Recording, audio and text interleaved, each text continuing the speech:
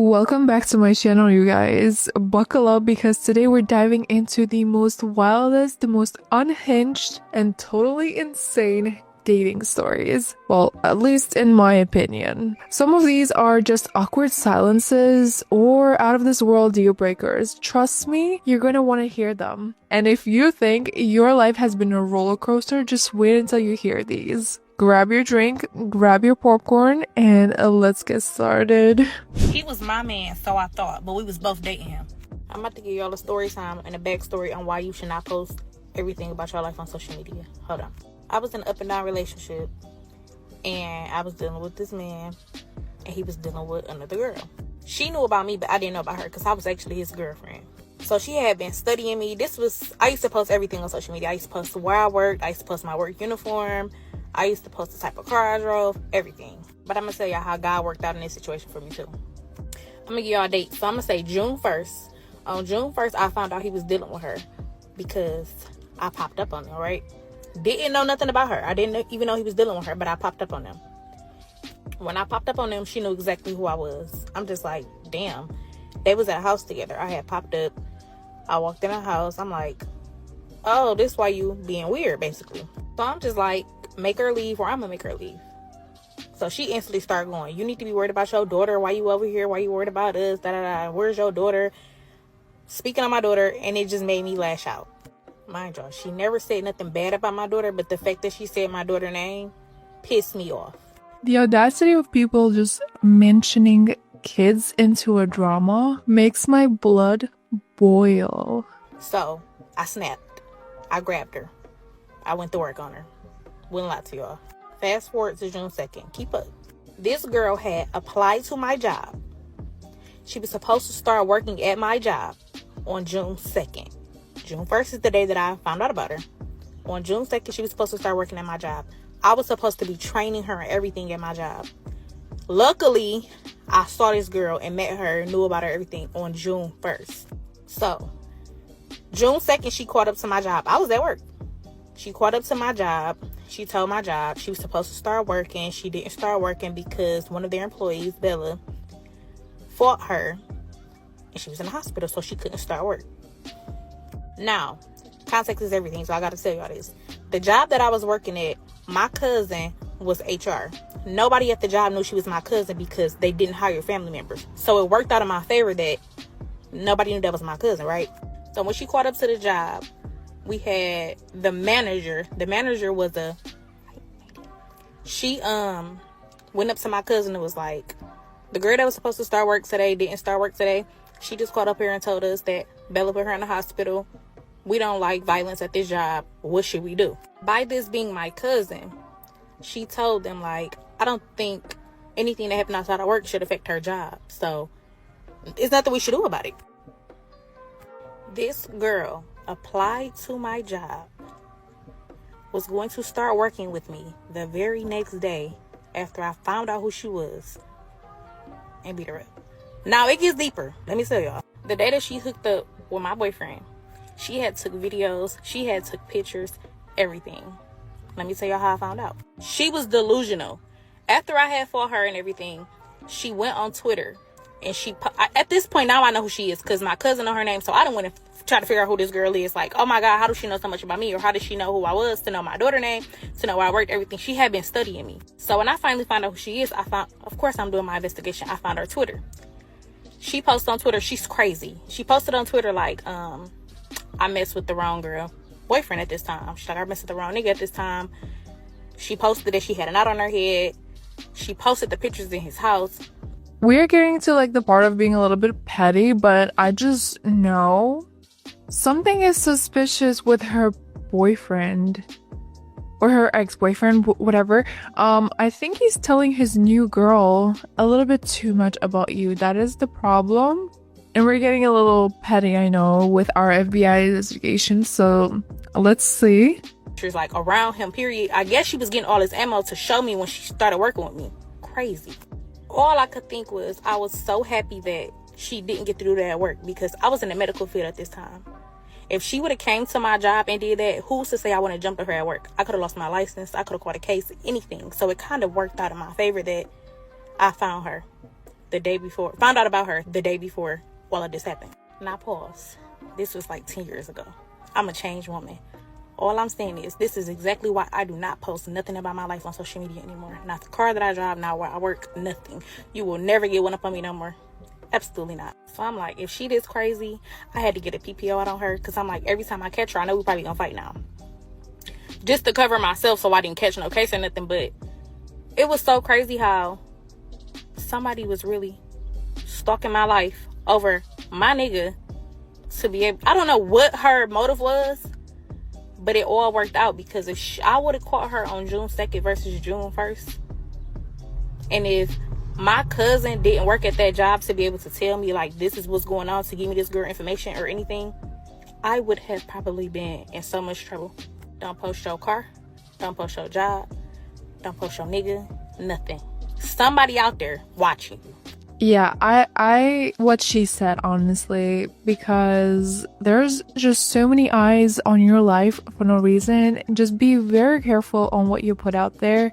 It could just go really against your favor once it's out there. Okay, moving on. Okay, this is going to be a long one again, and it should be really, really juicy. Let's see. New York, and I was hit with that too in the beginning. I'm married now, but no, this is crazy. Okay, I just am not prepared for it. I'm really scared because I know how people be in New York. People in New York are wild. I have a Model Wife by Drake. That's a lyric from the song Miss Me with Lil Wayne. And then he says, hi Missy, hey, hi, hey, why? Actually, that's actually weird. And I actually had a similar situation to that. They just want something, and that's all they want. They don't care about feelings at all. That's the thing about dating websites and stuff like that. I don't like them at all. I don't like them at all. On my way to a first date, we matched on So Hinge. pretty. I know nothing besides he's good looking and Christian. This is what Gorgeous. I'm wearing, and I'm very excited. I'm actually not nervous. I feel like I used to think first dates were so scary, but then I realized that I'm confident in who I am, and it's really just getting to know someone and deciding if you want to be around them again. Period. So, there's no nerves. I'm really hungry. Okay. Something right from the bat, I just know something did not go well. All right, let's hear.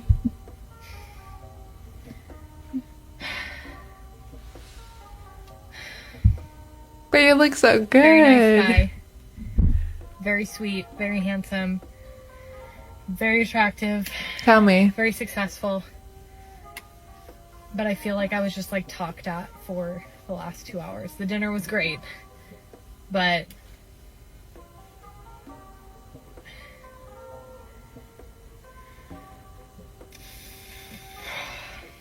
I was just like talked at.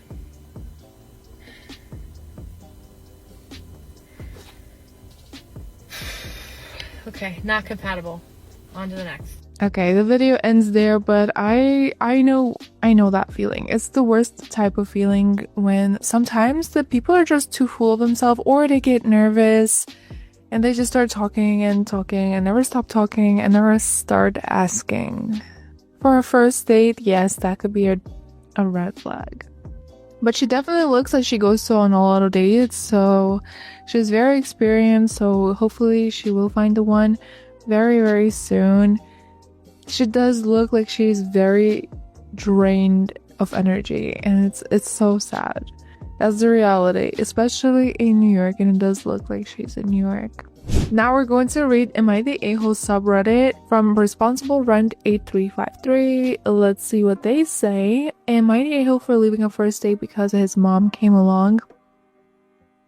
Probably not, but let's see. So, I'm 21 female, went on a first date last week with a guy I matched on Hinge. Let's call him Jake, 25 male.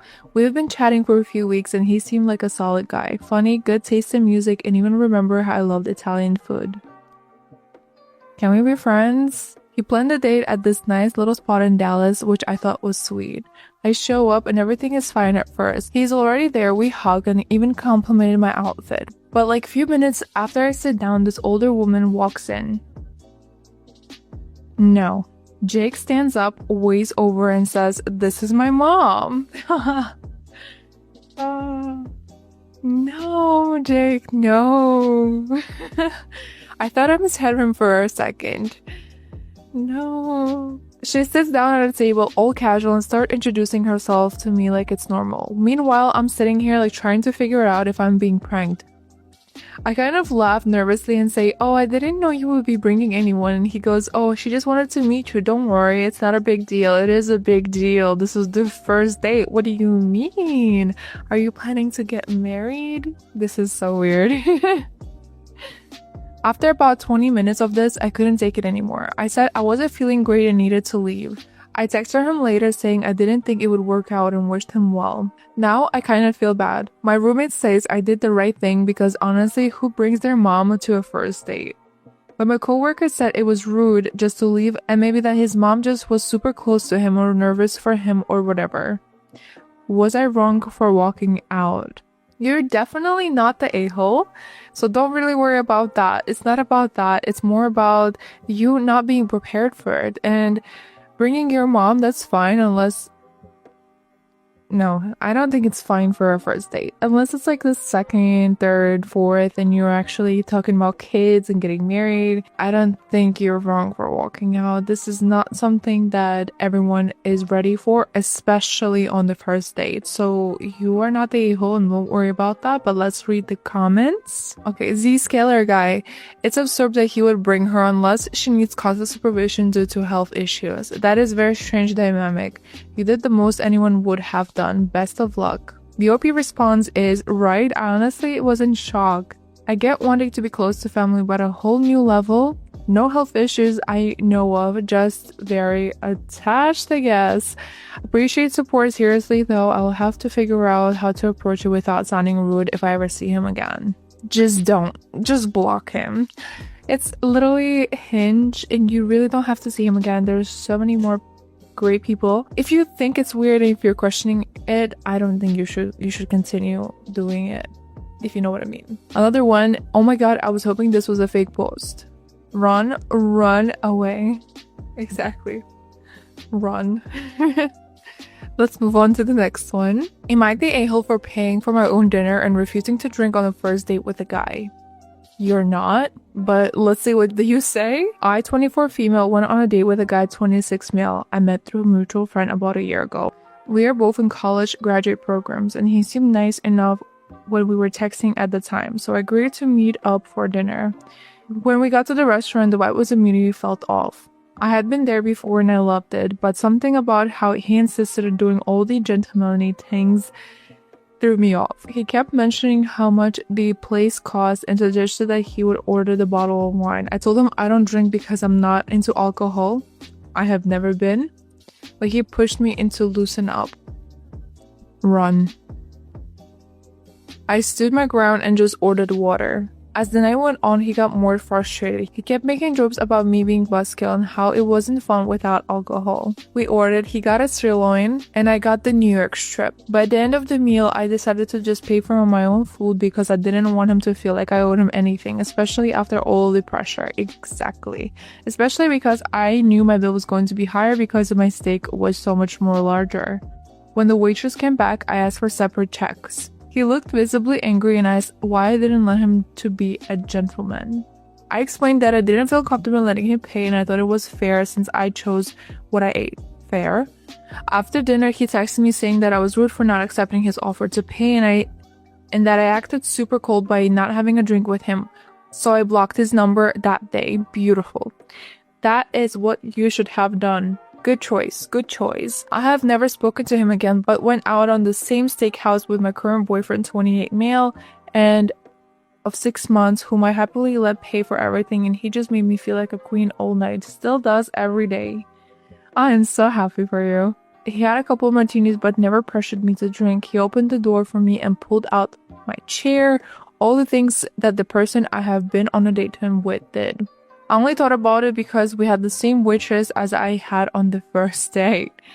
I'm wondering if it is double standard makes me an asshole because I feel like one. Okay, so first of all, you're not the a-hole because the other guy immediately pressured you and did not make you feel like you are important on that date. He made you feel like he is important and you are entitled to make him praised, I guess. I think he was just too high on a throne. So he needs to set his crown apart away from him. This way he's just going to be able to sit down a little bit and just think that, yeah, let me just enjoy this date, not just think that this lady owes me anything. Yeah, he was super entitled. So I don't think you did the wrong thing. And I'm glad that you get to enjoy what your boyfriend is currently making you feel because you deserve it. Alright, you guys, make sure you subscribe, turn your notifications on, and like this video. But I will see you on the next one. Bye!